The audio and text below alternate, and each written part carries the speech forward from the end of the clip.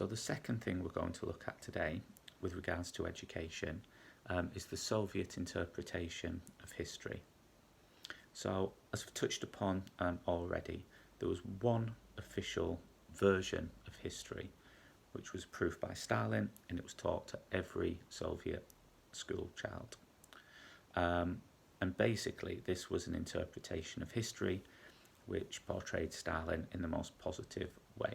So it fed in to the cult of personality, and it was heavily censored. There was no room for debate, no rule for questioning the authority and the righteousness of Stalin or communism. So children were taught about great Russian leaders, Ivan the Terrible, Peter the Great, Lenin, but the culmination, the climax of all of these great Soviet leaders or great Russian leaders was Stalin. Stalin was the end point. Stalin, as we've looked at, was the natural successor to Lenin, and this was infiltrated into Soviet school children. So first of all, this is why Stalin built Lenin up into this godlike figure. He built Lenin into a godlike figure, something that Lenin was very uncomfortable about, so that Stalin could then sell himself as Lenin's natural successor. So there were two authorized history books as far as the Soviet curriculum was concerned. One was called The Short Course of the History of the All Union Communist Party, and the second was called A Short Biography of Stalin. Both of these were incredibly heavily censored, and basically both of them distorted history. Both of them showed Stalin incorrectly as the main organizer of the 1917 revolution alongside Lenin. Both portrayed Stalin as the hero of the Civil War, and what we know is that Stalin had no impact really on the 1917 revolution, and it was Trotsky who was the mastermind really behind the Civil War. But Trotsky was ignored, photographs were altered, individuals were literally written out of history.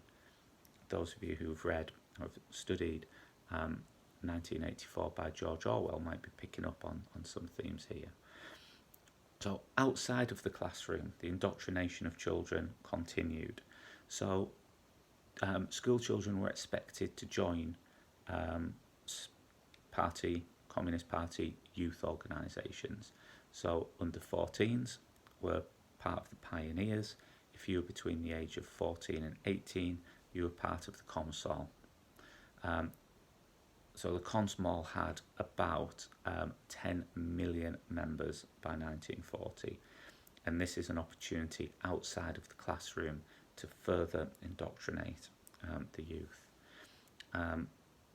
In these youth organisations, children were taught the brilliance of Stalin, they were taught loyalty to Stalin and also the Communist Party as well. So there were a number of heroes who emerged throughout this period. So we've looked at the Stakhanov movement and how they take an ordinary Russian and turn him into a hero that everybody can aspire to be.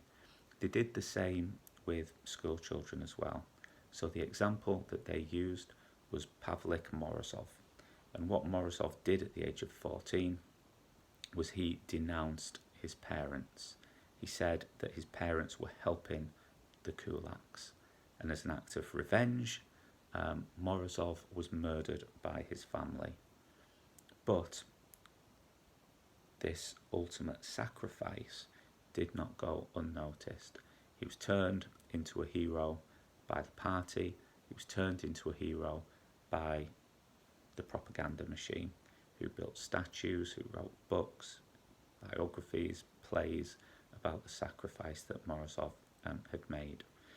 And the message that comes through this is that loyalty to Stalin is more important than your family, and it's more important than anything else. You know, all the propaganda, all the censorship, what it's trying to create is this idea that you, as a Soviet citizen, are part of something bigger, more important than you as an individual.